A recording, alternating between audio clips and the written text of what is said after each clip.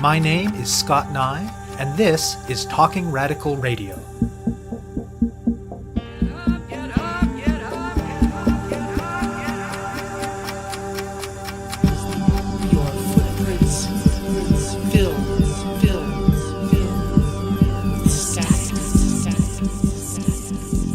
Hello and welcome to Talking Radical Radio, where we bring you grassroots voices from across Canada. We give you the chance to hear many different people who are facing many different struggles, talk about what they're doing, how they're doing it, and why they're doing it, in the belief that such listening is a crucial step in strengthening all of our efforts to change the world. On this week's show, I'll be speaking with LaMeia Reddick and Ted Rutland. Halifax is unique among Canada's cities. Along with being a vibrant cultural and political centre despite its relatively small size, the Greater Halifax area is home to some of the longest established communities of African-descended people in the country.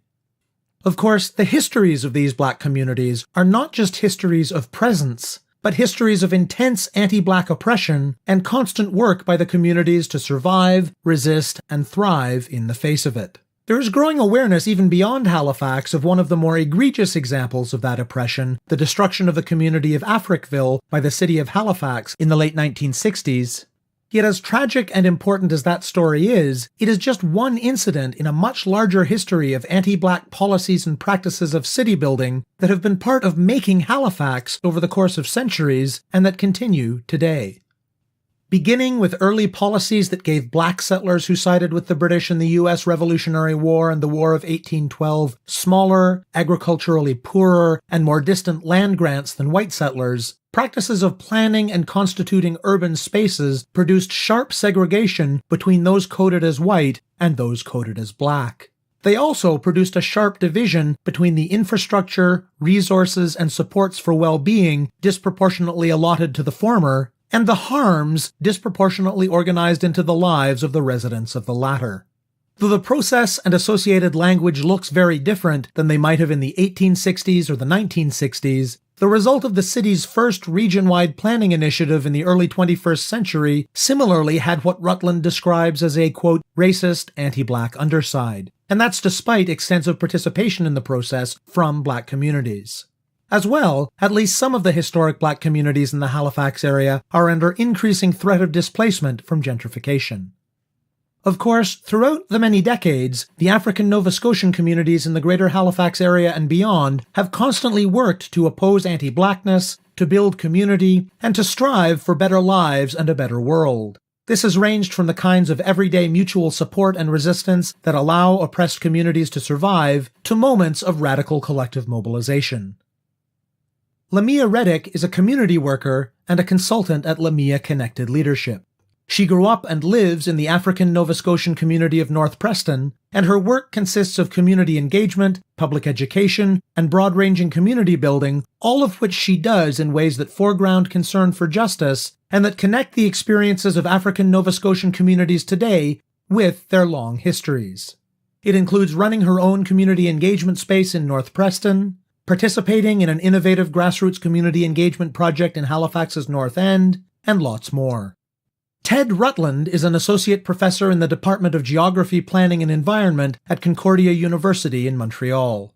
He did a lot of his post-secondary schooling in the Halifax area and has engaged in both writing and activism to contribute to the fight against unjust and racist planning, policing, and urban development policies for many years. He is the author of Displacing Blackness, Planning, Power and Race in 20th Century Halifax, published in 2018 by University of Toronto Press.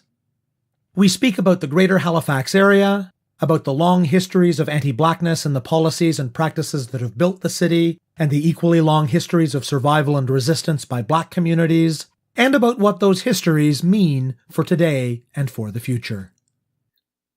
I'm Ted Rutland. I'm an associate professor in the Department of Geography, Planning and Environment at Concordia University in Montreal. For many years, I've been trying to think through the racial politics of modern cities, particularly in Canada, both through writing and activism, trying to fight against racially unjust and socially unjust planning, policing, and urban development policies. I'm LaMeia Reddick. I have a consulting company called LaMeia Connects Consulting. I'm focused a lot on doing community engagement work, particularly with the African Nova Scotian community here in Nova Scotia. Some of the things that I've been involved with is justice-related issues, and I just really kind of work to facilitate community discussions about topics and justice-related issues, and really working with getting a community analysis and bringing community into the conversation. So a lot of my work has really been focused on thinking a lot about historical injustices for African Nova Scotian people and working together to fix some of those things. So a lot of my work involves building relationships with community and investigating and asking big questions about where we may want to go in the future in terms of building just societies. My experience of the city is as a white man from Northern Ontario moving to the Maritimes to go to school. And Halifax on the surface is this quite vibrant small city of 350,000 people. But I think that a lot of people who move there from away hopefully come to realize that there's something beyond that surface. It's an extremely segregated city racially, which is quite shocking, I think, for someone who's not from Atlantic Canada, because segregation plays out in very, very, very different ways in other places in Canada. And so I think many people who come to the city from away, feel shocked by that. And then this leads to really thinking about this history that isn't obvious to the naked eye. And so for me, the beautiful side of Halifax ultimately is this long history of Black struggle in and around Halifax, where African Nova Scotian people have been fighting for 200 years or longer to build community in the face of discrimination, oppression, and displacement, creating innovative forms of culture, religious practices, social movements. If we want more socially just cities, it's those movements that have existed for a very long time in African Nova Scotian communities that have so much to teach us about how to make better cities. And so I think my impression of Halifax ends up being a sense of concern with the injustice that exists and that has existed for a long time, but also a sense of inspiration that comes from seeing these movements for justice that have come out of mostly African Nova Scotian communities that I think are pointing in a great direction that we could all move. I'm born and raised here as an African Nova Scotian Black woman. I'm relatively young. I kind of often bring the age piece into this because I know that there's been a long history of there being struggles and work done before me. So for me, coming from the community of North Preston, where it's an African Nova Scotian community, our folks have been on these lands for years and years and years. And our community considered the largest Indigenous Black community in all of Canada. So coming from that place of understanding my community has really helped shape my view of Nova Scotia and also of me being a Black Canadian. Black Nova Scotians, we're in a position to have a really unique identity that is a Black Canadian identity. The attachment that we kind of have to this land is because of this history. So I think that a lot of folks don't necessarily understand this history. And particularly a lot of African Nova Scotians may not necessarily know how unique we are either, because often in cities like Montreal and Toronto and these bigger cities, there's lots of diversity, but there isn't always folks that have been in Canada for generations and generations and generations. And so that's kind of the unique position that I'm coming from, from a historical perspective. Indigenous Black Nova Scotians and our community in North Preston being one of the oldest and largest. And there's a lot of other Black communities and settlements of Black folks. And so I think that we're really interested in the histories of these places and the changing histories of them as well. A lot of the communities that used to exist, Black communities, no longer exist. And a lot of them that do exist are fighting against gentrification and a lot of other environmental societal issues to keep the community strong, with aging populations and young people moving away and all those things. So my view of the city is rooted in history, but also very current in what are the things that we have to grapple with and what are some of the systemic issues that we have to address. I'd be interested in hearing a bit more about the work that each of you does. LaMeia, maybe you can start by talking a bit more about the work that you do in and with communities. I've kind of always had a dream of having a space in North Preston that I've been working on for the past couple of years getting set up. And so I run programs in space out of my basement here. And the whole goal of starting this house was basically to have an entry point for folks that are maybe not necessarily from the community to be able to come and learn a little bit about the history of Preston. And so a cultural kind of hub space that really focuses on providing an opportunity for there to be ownership and a place for people to kind of come and gather and then be able to work on big issues and also really just be able to do the community work. So I think space is really important in the work that I do here in North Preston, building relationships with people, letting people know that there's somebody in the community that they can come to for various things. And then external from this place, I work in the city with lots of different agencies. One of the groups that I work with that I'm really proud of the work that we're doing in the North End is called the One North End. And the whole premise around the One North End project was about doing grassroots community engagement with the most vulnerable voices in the North End and to really engage them on issues relating to education, justice, and employment. And so we're really getting to the grassroots and really asking some of those questions and being in relationship with communities and businesses that want to see these communities grow together as one. And then asking some of these questions more largely as well. I'm really interested in how we can bring the diversity and bring the historical aspects of our community to the forefront in the Canadian narrative a little bit more. There's a lot of advocacy and storytelling that I'm involved with as well. I guess I kind of just do as much as I can to, share with the public stories about, African descendant people living and are from Nova Scotia and seeing our struggles and our ideas take its place within the Canadian narrative. So that's a full time. I spend a lot of my time just doing lots of different things in that regard. And Ted, talk more about the scholarly work that you've done with respect to Halifax. The major research project that I did on Halifax was published as a book in May 2018. It's called Displacing Blackness, Power, Planning, and Race in 20th Century Halifax. And what I was trying to do there is a couple of things.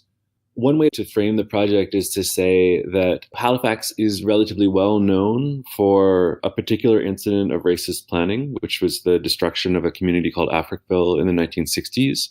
And that story, because it's a terrible story, and it's also a story of resistance and resilience and community survival, I think is relatively well known. But what's clear when one talks to certain African Nova Scotian people, especially elders, is that what happened to Africville was important because that community mattered and what happened was horrible. But it's also important because it was symbolic of a broader problem in the greater Halifax area and across Nova Scotia. And that's a problem of state racism as expressed through urban planning, among other state institutions. And so the book in part tries to trace some of that larger history. It tries to think about what planning was doing before the 1960s in the greater Halifax area. It tries to think about what's been happening since the 1960s, since the destruction of Africville in the greater Halifax area.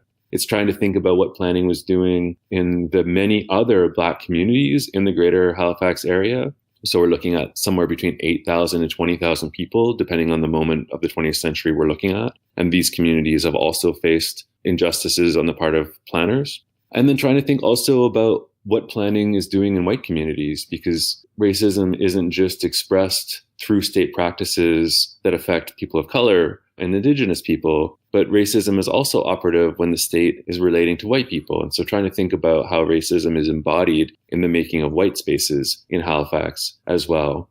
And then I guess finally trying to talk about some of the most important forms of Black struggle against planning through that history.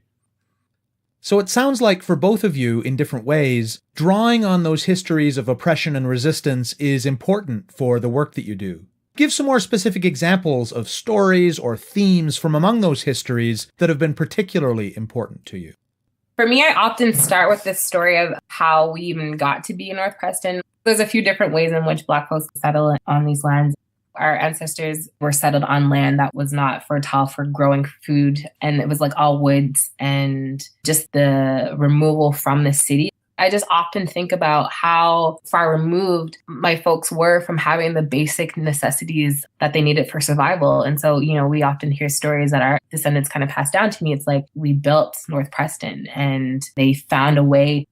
Just like that story of where we came from having nothing to now having a very beautiful, vibrant community. So I think for me, the story is always kind of rooted in how we came from nothing. And then also I often relate it to Africville too. What happened to Africville happened to all of us. The folks in our community had to fight to get everything, to get streetlights and often petitioning the city for things and really having to really advocate to get some of the basic needs. we're still fighting today to get some of the things that we need. And so it's a long legacy of fighting and just being underdeveloped. So I think that it's like really ongoing, and the historical fights are not so far removed from the fights that we're in right now. For me, I feel like there's these dramatic fights that have been very inspiring, that have been led by African Nova Scotian people at particular moments in time. And then there's smaller things that are happening all the time.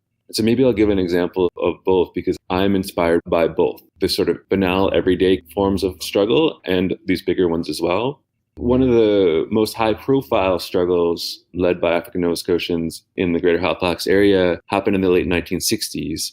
And that's the formation of a group called the Black United Front, which was formed in 1968. And it was formed in this really tumultuous moment in Halifax, across Canada, across North America, and around the world. The burgeoning, consolidating civil rights movement, as well as the Black Power movement, the creation of the Black Panther Party, as well as these decolonization movements in Africa, movements that have a decolonizing flavor in the Caribbean as well. And in 1968, a really important African Nova Scotian activist, Rocky Jones, brings a number of members of the Black Panther Party, along with Stokely Carmichael, Mary Makaba, and Rosie Douglas, to Halifax after having met them in Montreal. And they start speaking in a very radical, confrontational way. And this leads to the formation of an organization called the Black United Front, which, as the name suggests, is trying to bring together diverse political interests and tendencies within the Black community. And so the Black United Front wasn't as radical necessarily as Rocky Jones or the Black Panther Party. Rather, it was an attempt to bring together various strategies and ideologies. But it fought really hard in a high-profile way and in diverse ways across Nova Scotia, and really expressed a sense that it should not be this way. It is not right that people are living in poverty, that people can't get jobs, that people can't get a good education, that people are having their land taken, that Black communities are denied all kinds of housing subsidies that white people get, or denied all these kinds of infrastructure like sewers, running water, heat, street paving, street lights, recreational facilities, all these kinds of things. So that's sort of a high-profile example. Some of the smaller examples, I think, are just innumerable, because we're talking about a community that is formed out of people who were enslaved in Halifax and in the US South. A lot of people who escaped slavery to fight on the side of the British and the US Revolutionary War and the War of 1812, and then were given land in Nova Scotia after. But as LaMeia says, like, not given the land that they were promised, given really infertile land, really peripheral land. And so, just the act of survival and building community in the face of that is really admirable, impressive, and inspiring. And I think that those kinds of smaller acts of survival and resilience in the face of all of this are happening all the time in ways that I think are really moving. How are things that Black communities are facing today in the Greater Halifax area a product of some of those histories of past oppressions and past struggles? One example is in 2006, the city passed its first region-wide plan to cover all the Greater Halifax area. This was a 3-year process involving lots of public consultations, lots of reports, lots of meetings. And the aim of it was to produce a kind of more efficient form of urban development and a more sustainable form of urban development. And so to kind of rein in forms of development, particularly in the suburbs, where property developers are creating new subdivisions where houses are on big lots, quite distant from the city, very costly to provide services to, and ultimately not very sustainable ecologically. But when you look closely at that plan, you see that while it's attempting to achieve these goals of efficiency and sustainability, it's got a racist, anti-Black underside.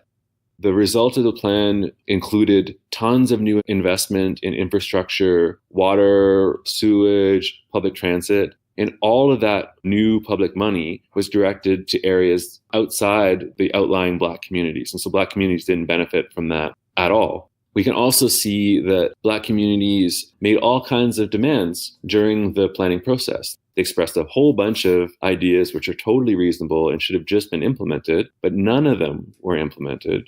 Finally, you can see that in order to produce a more efficient, sustainable form of urban development, they needed to basically outlaw certain kinds of development. Well, what we find is that those development regulations actually didn't impact property developers at all. who they did impact were just everyday African Nova Scotian homeowners who often throughout history have informally subdivided their land to build homes for family members. And it's one of the ways that communities have survived and thrived over time. And so that's become much, much more difficult for Black communities to do. And so I think in that example of the regional plan, you see an expression of both this long history of racist planning as well as forms of Black struggle. In this case, those forms of Black struggle were not successful in the short term, but I think those struggles are ongoing. I'll just kind of like add a little bit about what it does emotionally to people in terms of like how people feel moving about in this city. I can't speak for all African Nova Scotian people, but there definitely is some major consequences to these plans and not designing and thinking about African Nova Scotian and just diverse people in general. It really has some really major implications. For example, folks in Preston, there's not always things that they want to kind of do in the city to feel like they're welcome in the city. And so this thing of like feeling like we're not necessarily a part of the Halifax experience is one of the consequences. The work that we're doing with the One North End, we're talking to young people who live in that neighborhood. And a lot of them don't know what their future is in their own city. Like they don't know what the future is in their own community. And so that really has a lot of impact on people. And displacement and this recurring theme of being displaced, it really has an emotional, personal impact on people. Like we're making people feel like they don't belong in the city, and that's not good. And what are some of the concrete approaches to community building, to grassroots community work, to struggle that are happening today in Black communities in Halifax that are connected to the many ways that such work has happened in earlier generations? I keep talking about the work of the One North End, but that program and that work is really fresh and new. And that's why I think it's actually really exciting. The One North End is now in a position to be able to do the consultations on a larger scale than they were previously, and working with a company called Common Good Solutions to really bring all the partners and people together to ask questions about spaces and how we might want to work with community. One of the other things that's new and exciting, which I'm a part of, the youthful cities. And so Evergreen and Future City Builders connected and are launching a new program of 30 young future city builders. And so I'm a part of that program this year. I'm really excited too about that opportunity because it's taken an approach of looking at the question of affordable housing options. And so Evergreen and Future City Builders and like these types of initiatives aimed at getting young people involved in these conversations about community development and community design is actually really giving us the opportunity to really think about our cities. And so, of course, like I'm going to bring this historical piece to this conversation and to any work that I'm doing around designing the city and giving a sense of what the future might look like. I often start by talking about the One North End project as well. I feel very inspired by this project. So the North End is an historically working class neighborhood. There are 2 or 3 streets that were predominantly African Nova Scotian for a long, long, long time. It was kind of the urban heart of the African Nova Scotian community in Halifax, but it's rapidly gentrifying. So some kind of response is needed. And I really feel like there's something beautiful about these attempts by the One North End project to forge conversations and to figure out what the North End is and could be. I think that there's a beautiful vision of getting people together around a vision of justice where people who are experiencing injustice in this process get ahead. Beyond that, I think that there are a variety of things that are related in various ways to planning. I mean, the Burnside jail strike in August and September was really, really inspiring. Burnside is a jail in the greater Halifax area. They went on strike in concert with all these prisoners going on strike in the United States, and brought attention to the deplorable conditions that people are experiencing in the prison. And that's not unrelated to planning in the sense of these forms of displacement that are happening. Well, where are they displacing people to? When the city eats up Black land, pushes people off of it, it puts people in situations where they're more likely to be observed, surveyed, and arrested by the police, and they can end up in prison. And so sometimes confinement and displacement go hand in hand. And then finally, I would mention new efforts to create a discussion about reparations that are led by a really important African Nova Scotian elder named Lynn Jones. And this is obviously a discussion focused on thinking about reparations for slavery and all the people in Halifax and Nova Scotia who are descendants of enslaved people and so are owed something because, as LaMeia said, they built this place, they built the wealth of this place, and aren't benefiting from it in the present. And it can be a discussion about planning too, to talk about reparations for the theft of land. There's been so much stolen land over the course of the last 250 years. There's been so much denial of infrastructure that has been given sui generis to white communities. And I think it's a very righteous move to say that people are owed something for that. And if that works, then there might be money for all kinds of things, including more funding for the kinds of things that LaMeia is involved with, creating, new forms of economy, new ways of living that probably ultimately need some kind of financial resources to happen. So if things move forward in a good way, and if the voices of Black residents of Halifax begin to play the role that they should play in terms of shaping the future of the city, what are some of the ways that Halifax 10 years from now might look different than the Halifax of today? There's been this long-standing call in African Nova Scotian communities for self-determination. For a lot of people who say self-determination, they mean the ability of people to determine their own destinies. And so I think about all of the resources that the city has and that urban planning in general has, and how all of those resources have been systematically denied to Black communities for hundreds of years. And so I think if one were to heed calls for self-determination, it would mean shifting those resources towards Black communities so that they can plan things themselves, possibly with advisors if necessary.